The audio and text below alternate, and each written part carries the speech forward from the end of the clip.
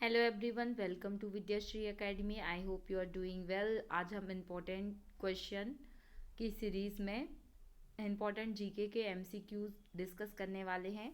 First question है, भारत की खोज किसने की? ये तो आप पढ़ते आए हैं बचपन से कि भारत की खोज वास्को डी गामा ने की थी। ये वन लाइनर फैक्ट है, इसमें हम ज़्यादा डिटेल में डिस्कस नहीं करेंगे। भारत की मानक समय रेखा कितनी है?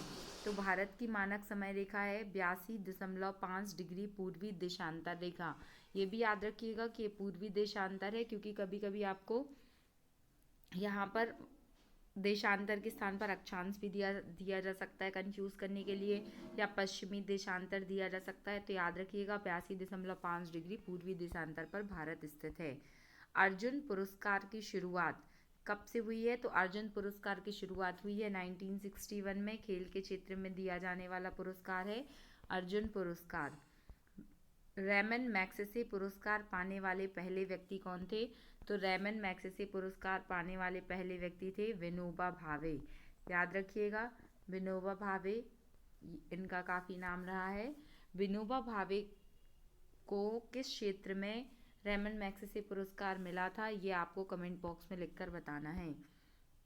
स्वांग स्वांग किस राज्य का लोकप्रिय नृत्य कला है? तो ये हरियाणा से संबंधित है। याद रखिएगा, स्वांग। भारत में वर्तमान में कितने उच्च न्यायालय हैं? क्या आपको पता है भारत में वर्तमान में 25 उच्च न्यायालय हैं। कोई विधेयक धन विधेयक है कि नहीं, यह फैसला कौन करता है? मोस्ट इम्पोर्टेंट क्वेश्चन, कई बार पूछा गया है। जो लोकसभा स्पीकर होते हैं वो क्या करते हैं? ये निर्णय करते हैं कि कोई विधेयक धन विधेयक है कि नहीं। वर्तमान में लोकसभा के स्पीकर कौन है, ये आपको कमेंट बॉक्स में लिखकर बताना है। तंबाकू पर पूर्ण रूप से प्रतिबंध लगाने वाला विश्व का पहला राज्य कौन सा बन गया है? तो ये कौन सा राज्य है? ये है भूटान। याद रखिएगा, भूटान ने तंबाकू पर पूरी तरीके से प्रतिबंध लगाया है।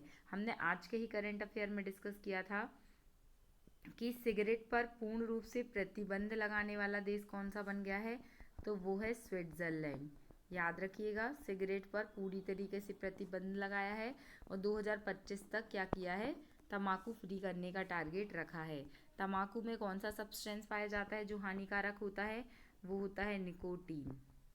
ये भी आपको याद रखना है। राष्ट्रीय मतदाता दिवस कब मनाया जाता है? तो 25 जनवरी। 25 जनवरी को राष्ट्रीय मतदाता दिवस मनाया जाता है। और याद रखिएगा, 61वां कॉन्स्टिट्यूशनल अमेंडमेंट के द्वारा जो मतदान करने की आयु है वो 21 वर्ष से घटा के 18 वर्ष की गई थी। एक क्वेश्चन और आपसे पूछा जाता है कि जो 18 वर्ष में जो वोट डालने का अधिकार है, तो वो किस आर्टिकल में वयस्क मताधिकार आता है? तो याद रखिएगा, आर्टिकल 326 के अंतर्गत वयस्क मताधिकार का प्रावधान दिया गया है। भारत का संवैधानिक मुखिया कौन होता है? तो आप सभी जानते होंगे कि संवैधानिक मुखिया कौन होता है? राष्ट्रपति होते हैं। याद रखिएगा, संवैधानिक प्रमुख। और राष्ट्रपति का जो पद होता है वो भारत के क्या माने जाते हैं? प्रथम नागरिक माने जाते हैं। वर्तमान में राष्ट्रपति के पद पर कौन है? तो श्रीमती द्रौपदी मुर्मू। नाम याद रखिएगा, दूसरी महिला राष्ट्रपति का गौरव इनको मिला है, द्रौपदी मुर्मू जी। और ये झारखंड की राज्यपाल भी रह चुकी हैं। राष्ट्रपति को शपथ कौन दिलाता है? तो जो सीजीआई रहते हैं वो राष्ट्रपति को शपथ दिलाते हैं। ये क्वेश्चन भी पूछा गया है। और भारत का एक राष्ट्रपति होगा, ये किस आर्टिकल में मेंशन है? तो आर्टिकल 52। आर्टिकल 52 से लेके आर्टिकल 60 तक राष्ट्रपति का वर्णन किया गया है। अंग्रेजों के द्वारा नमक कानून के विरुद्ध महात्मा गांधी ने कौन सा आंदोलन शुरू किया था? तो आप सभी जानते होंगे कि यह आंदोलन कौन सा था? सविनय अवज्ञा आंदोलन। सविनय अवज्ञा आंदोलन की शुरुआत कब से हुई थी? तो 1930 में। याद रखिएगा, नमक छोड़ो जो नमक सत्याग्रह हुआ था, जिसके तहत क्या है? दांडी यात्रा। दांडी यात्रा वाला क्वेश्चन भी पूछा जाता है। डेट याद करनी पड़ेगी आपको कि 12 मार्च से लेके 6 अप्रैल तक चला था ये यात्रा। तो याद रखिएगा, 5 अप्रैल या कहीं कहीं 6 अप्रैल भी आता है। भारत में जिप्सम का सर्वाधिक उत्पादन निम्नलिखित में से किस राज्य में होता है? तो ये होता है राजस्थान में जिप्सम का उत्पादन होता है। याद रखिएगा, आप पहले अपने मन में सोच लीजिए आंसर, उसके बाद मैं थोड़ी देर बाद क्लिक करूंगी ताकि आप अपना एवेल्युएशन कर सकें कि आपका कितने क्वेश्चन सही हुए हैं। ईस्ट इंडिया कंपनी ने भारत में ईस्ट इंडिया कंपनी ने भारत में पहला कारखाना कहाँ खोला था? ये तो बहुत ही इजी क्वेश्चन है कि जब भी कोई पहली चीज़ होती है तो वो कहाँ से होती है, वो कोलकाता से होती है। तो याद रखिएगा कि जो पहला कारखाना खुला था वो कहाँ पर खुला था, कोलकाता में खुला था। बुली शब्द बुली शब्द का प्रयोग किस खेल के लिए किया जाता है? तो बुली शब्द, आई होप आपने अपना आंसर गैस कर लिया होगा। बुली शब्द का प्रयोग किया जाता है हॉकी में। याद रखिएगा। किस भारतीय एथलीट को उड़न परी के नाम से जाना जाता है? किस भारतीय एथलीट को उड़न परी के नाम से जाना जाता है? उड़न परी के नाम से जानी जाती हैं कौन? क्या आप बता सकते हैं कि पीटी ऊषा, हिमा दास, मीराबाई चानू में से किसे जाना जाता है उड़न परी के रूप में? तो उड़न परी के नाम से फेमस कौन है? पीटी ऊषा, एक महान एथलीट। और ये क्वेश्चन अभी पूछा जाना बहुत अधिक लाजमी है क्योंकि पीटी ऊषा को भारतीय ओलंपिक संघ का अध्यक्ष चुना गया है। भारतीय ओलंपिक संघ का अध्यक्ष चुने जाने वाली पहली महिला खिलाड़ी हैं पीटी ऊषा। इसलिए ये क्वेश्चन करंट अफेयर का क्वेश्चन भी है और स्टैटिक भी इम्पॉर्टेंट है, तो याद रखिएगा। निम्नलिखित में से किस शहर को झीलों की नगरी कहा जाता है? तो आप सभी जानते होंगे कि झीलों की नगरी कौन सी नगरी कहलाती है। क्या जयपुर कहलाती है? नहीं, जयपुर को तो गुलाबी नगरी कहा जाता है। राजस्थान का ही बहुत फेमस शहर है उदयपुर को झीलों की नगरी कहा जाता है। आर्य समाज की स्थापना कब की गई? तो 1875 में आर्य समाज की स्थापना की गई थी। और आर्य समाज की स्थापना किसने की थी, ये आपको कमेंट बॉक्स में लिखकर बताना है। वेदों में सबसे प्राचीन वेद कौन सा है? तो वेदों में सबसे प्राचीन वेद है ऋग्वेद, याद रखिएगा। फिर सामवेद जो है वो संगीत वाला वेद है। अथर्ववेद में क्या है, जादू टोना है। और यजुर्वेद में गद्य और पद्य दोनों का समावेश है। तो वेदों से रिलेटेड फैक्ट याद रखिएगा। भाभा परमाणु अनुसंधान केंद्र, जिसे बार्क भी कहा जाता है, ये कहाँ स्थित है? इसका हेडक्वार्टर ट्रॉम्बे मुंबई में स्थित है, याद रखिएगा। ट्रॉम्बे मुंबई में बार्क का मुख्यालय स्थित है। 1928 में बारदौली आंदोलन का नेतृत्व किसने किया था? बहुत ही महत्वपूर्ण प्रश्न है ये।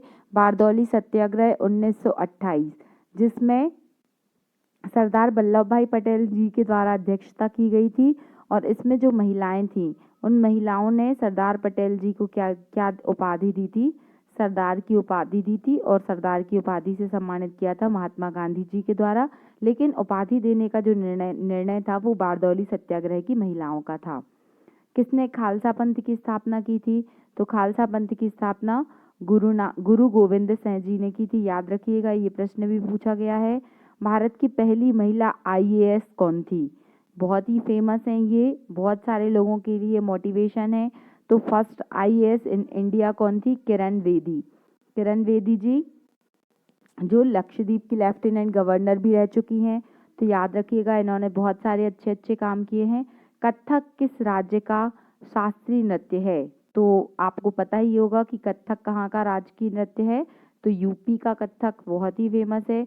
आपने एक नाम अवश्य सुना होगा, बिरजू महाराज, जिनका निधन हो गया था। तो ये क्वेश्चन सर पेपर में भी आया था। तो याद रखिएगा कि कथक कहाँ का लोक नृत्य है? तो ये यूपी का लोक नृत्य है। चाइना मैन शब्द किस खेल के लिए यूज होता है? तो चाइना मैन शब्द यूज होता है, क्या आप बता सकते हैं? क्रिकेट के लिए चाइना मैन शब्द यूज होता है। ऑस्कर पुरस्कार का संबंध किस क्षेत्र से है? तो ऑस्कर आप सभी जानते हैं कि सिनेमा के क्षेत्र में ऑस्कर पुरस्कार दिए जाते हैं। इंडिया की भी बहुत सारी मूवीज़ हैं वो ऑस्कर पुरस्कार के लिए नॉमिनेट होती हैं। मिल नहीं पाता वो अलग बात है, लेकिन कुछ कुछ मूवियों को मिला भी है। निम्नलिखित में से कौन सा तत्व सबसे कठोर है? तो हीरा क्या है, सबसे अधिक कठोर होता है। हीरा कार्बन का अपर रूप है और ग्रेफाइट भी कार्बन का अपर रूप है। पटना का प्राचीन नाम क्या है? तो इस तरीके से प्राचीन नाम के क्वेश्चन भी आ जाते हैं। तो पटना का प्राचीन नाम पाटलिपुत्र है। आगा खा कप का संबंध किस खेल से है? तो खेलों से रिलेटेड क्वेश्चन आपसे पूछे जाते हैं। आगा खा कप जो है उसका संबंध किससे है? आगा खा हॉकी से रिलेटेड है, याद रखिएगा। संतोष ट्रॉफी आपसे पूछा जा सकता है। संतोष ट्रॉफी का संबंध किससे है? तो फुटबॉल से है। डूरंड कप पूछा जा सकता है। डूरंड कप जो है वो किससे रिलेटेड है? वो भी फुटबॉल से रिलेटेड है। 2 कप और आपसे पूछे जा सकते हैं जो बैडमिंटन से रिलेटेड है। एक है थॉमस कप और दूसरा है उबेर कप। याद रखिएगा, ये बैडमिंटन से रिलेटेड है। विजय हजारे ट्रॉफी क्रिकेट से रिलेटेड है। इस तरीके के क्वेश्चन आप स्पोर्ट्स से रिलेटेड पढ़ लीजिएगा, पूछे जाते हैं। किस भारतीय राज्य की राजभाषा अंग्रेजी है? तो आप जानते हैं कि अधिकांश भागों में भारत में हिंदी ही बोली जाती है, लेकिन नागालैंड ऐसा राज्य है जहां पर कौन सी बोली जाती है? इंग्लिश वहां की राज्य भाषा है। बांदीपुर राष्ट्रीय उद्यान कहाँ पर स्थित है? तो सारे नेशनल पार्क से रिलेटेड मैंने एक सेपरेट वीडियो बनाया है, यदि आपने नहीं देखा तो आप देख लीजिएगा। जो बांदीपुर अभ्यारण्य है ये कहाँ स्थित है? ये कर्नाटका में स्थित है। याद रखिएगा। अभी रानीपुर राष्ट्रीय उद्यान बना है, जो कहाँ पर बना है? वो बना है यूपी में, ये भी याद रखिएगा। फिर कौन भारतीय राष्ट्रीय कांग्रेस के प्रथम मुस्लिम अध्यक्ष थे? तो बकरुद्दीन तैयब जी जो थे वो कौन थे? वो राष्ट्रीय मुस्लिम कांग्रेस के अध्यक्ष थे। फिर दीन ए इलाही धर्म किसने चलाया था? तो जलाउद्दीन अकबर का नाम आपने अवश्य सुना होगा। दीन ए इलाही जो धर्म चलाने वाले थे वो अकबर थे। अकबर सहिष्णुता की नीति पर विश्वास रखते थे, इसलिए उन्होंने बोला था कि जिसको जो धर्म अपनाना। दीन ए इलाही क्या था? सारे धर्मों की अच्छी बातें जो थी, जो सीखने योग्य बातें थी, वो दीन ए इलाही में थी। भूस्थिर उपग्रह पृथ्वी से कितनी ऊंचाई पर स्थित होते हैं? तो 36,000 किलोमीटर की ऊंचाई पर स्थित होते हैं। ये साइंस एंड टेक वाले लेक्चर में मैंने पढ़ाया है, यदि आपने नहीं देखा है तो आप प्लेलिस्ट में जाकर साइंस एंड टेक वाले लेक्चर देख लीजिएगा कि भूस्थिर उपग्रह क्या होते हैं, कितनी ऊंचाई पे होते हैं, PSLV, GSLV, SLV क्या है, इनके कौन कौन से मिशन हैं, किस मिशन को किस सैटेलाइट के द्वारा लॉन्च किया गया है। तो साइंस एंड टेक से आपको इसी टाइप के क्वेश्चन पूछे जाएंगे। इंद्रधनुष में कितने रंग होते हैं? ये बच्चों वाला प्रश्न है। 7 रंग होते हैं। बैजानी हापी नाला से हम याद कर सकते हैं। तो ये तो इंद्रधनुष की बात हो गई। लेकिन यदि आपसे क्वेश्चन ऐसा पूछा जाता है कि मिशन इंद्रधनुष क्या है, तो जो मिशन इंद्रधनुष है वो 7 टीकों से रिलेटेड है। जो वैक्सीनेशन के लिए टीकाकरण का प्रोग्राम चलाया गया उसी के लिए है मिशन इंद्रधनुष। पराश्रव्य तरंगों की आवृत्ति कितनी होती है? तो जो 20,000 हर्ट्ज से अधिक होती हैं वो क्या कहलाती हैं? पराश्रव्य तरंगें कहलाती हैं। इसको भी याद रखिएगा। भारतीय संविधान में पहला संशोधन कब किया गया? तो पहला संशोधन 1951, फर्स्ट आ रहा है लास्ट में, तो 1951 में पहला संविधान संशोधन किया गया था। फिर डूरंड कप, ये मैं आपको पहले बता चुकी हूँ कि डूरंड कप का संबंध किससे है? फुटबॉल से है। याद रखिएगा, ये क्वेश्चन पूछा गया है। अभिज्ञान शकुंतलम के लेखक कौन है? महान कवि कालिदास। कालिदास जी की अन्य रचनाएं जैसे मेघदूत, ऋतु संहार, इसके अलावा आपसे विक्रमोर्वशीयम, अभिज्ञान शकुंतलम, ये सारी रचनाएं किसकी हैं? तो वो कालिदास जी की हैं। मुंशी प्रेमचंद, तो गोदान, गबन, ये सब मुंशी प्रेमचंद जी की रचनाएं हैं। याद रखिएगा। जयशंकर प्रसाद कौन है? जयशंकर प्रसाद एक महान छायावादी कवि हैं। याद रखिएगा, छायावादी कवि में 4 नाम आते हैं। जसू मसू से याद रखिएगा। जयशंकर प्रसाद, सुमित्रा नंदन पंत, महादेवी वर्मा और सूर्यकांत त्रिपाठी निराला। आपका पढ़ने का अप्रोच ऐसा होना चाहिए कि यहाँ पर हम MCQ 1 लाइनर डिस्कस नहीं कर रहे हैं। यदि आपको जो भी क्वेश्चन मिल रहा है, आप खुद सोचिए कि अगर आप एक टीचर होते, अगर आपको कोई क्वेश्चन पेपर सेट करना होता तो आप क्या क्या क्वेश्चन यहाँ से निकाल सकते थे। ये वाली क्यूरियोसिटी अगर आपके अंदर आ जाएगी ना, तो आपका स्ट्रैटेजी बहुत अच्छा हो जाएगा। मैं अपना पढ़ने का तरीका मैं यही रखती हूँ कि यदि मुझे 4 यहाँ पर ऑप्शंस दिख रहे हैं तो मैं खुद से सोचती हूँ कि हाँ, मुंशी प्रेमचंद आया तो मुंशी प्रेमचंद से ये क्वेश्चन बन सकता है, रविन्द्रनाथ टैगोर आया तो रविन्द्रनाथ टैगोर से ये क्वेश्चन बन सकता है। अगर आप इस तरीके से अपना होलिस्टिक अप्रोच लेके पढ़ते हैं तो आपका जो स्टैटिक पोर्शन है, आपका जो सामान्य ज्ञान है वो बहुत अच्छा हो जाएगा और फिर आपको एग्जाम में दिक्कत नहीं होगी। भारत के पहले कानून मंत्री कौन थे? अब जैसे डॉक्टर भीमराव अंबेडकर, ये तो आंसर हो गया, लेकिन हम इसको आगे नहीं बढ़ जाएंगे। अब अंबेडकर जी से रिलेटेड जितने फैक्ट हैं वो हम यहीं डिस्कस करेंगे। जैसे फर्स्ट क्वेश्चन कि अंबेडकर जयंती कब मनाई जाती है? तो 14 अप्रैल को अंबेडकर जयंती मनाई जाती है। जो अंबेडकर जी का निधन हुआ था वो महापरिनिर्वाण दिवस के रूप में मनाया जाता है।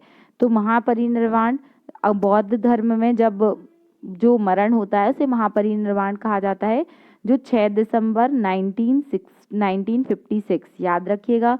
इस वर्ष 2022 में 66वां महापरिनिर्वाण दिवस मनाया गया है डॉक्टर अंबेडकर जी का। प्रारूप समिति के अध्यक्ष कौन थे? तो जो ड्राफ्टिंग कमेटी थी, तो प्रारूप समिति के अध्यक्ष भी कौन थे? डॉक्टर भीमराव अंबेडकर थे। जो महान सत्याग्रह इन्होंने चलाया था भेदभाव को खत्म करने के लिए। इसके अतिरिक्त इन्होंने मूक नायक, जातियों का अंत जैसी पत्रिकाओं का प्रकाशन किया था। बहिष्कृत हितकारिणी सभा की स्थापना भी डॉक्टर भीमराव अंबेडकर ने की थी। जो आर्टिकल 32 है, आर्टिकल 32 को संविधान की आत्मा कहने वाले भी कौन थे? डॉक्टर भीमराव अंबेडकर थे। डॉक्टर भीमराव अंबेडकर जी को क्या कहा जाता है? विधि पुरुष कहा जाता है, और भारतीय संविधान के पिता भी या भारतीय संविधान के रचयिता कहना भी इनको उचित ही होगा। इतने क्वेश्चन आपको डॉक्टर भीमराव अंबेडकर जी से पता होने ही चाहिए। 1907 में शुरू किया गया साहित्य का प्रथम नोबेल पुरस्कार किसको मिला था? तो 1913 में मिला था, खैर रविन्द्रनाथ टैगोर जी को। ये याद रखिएगा, रविन्द्रनाथ टैगोर जी एक महान व्यक्तित्व जिन्होंने साहित्य के क्षेत्र में अनेकों पुरस्कार जीते। इनको नोबेल पुरस्कार से सम्मानित किया गया, जो कि सबसे बड़ा पुरस्कार है। आप समझ सकते हैं कि इनका योगदान किस तरीके से रहा होगा। ख्वाजा मुइनुद्दीन चिश्ती, ख्वाजा मुइनुद्दीन चिश्ती जी की दरगाह कहाँ पर स्थित है? तो ये अजमेर में स्थित है, याद रखिएगा। अजमेर में आपने देखा होगा कि ये इस्लाम धर्म का काफ़ी पवित्र स्थल है। लोग यहाँ पर आस्था पूर्वक दर्शन करने के लिए जाते हैं। सलारगंज म्यूजियम कहाँ पर स्थित है? तो सलारगंज म्यूजियम है हैदराबाद में स्थित। अगर आप हैदराबाद जाएं तो ये म्यूजियम देख कर आएँ। सम्राट अशोक ने किस युद्ध के बाद बौद्ध धर्म अपना लिया था? ये इसमें गलत ऑप्शन टिक हुआ है। कलिंग का युद्ध था, ना कि हल्दी घाटी का युद्ध। हल्दी घाटी के युद्ध का संबंध महाराणा प्रताप और अकबर के बीच में हुआ था, याद रखिएगा। इतिहासकार ऐसा बोलते हैं कि अकबर की जीत हुई थी, महाराणा प्रताप हारे थे, लेकिन जो मराठा ग्रंथ है उनमें बताया गया कि इसमें महाराणा प्रताप की विजय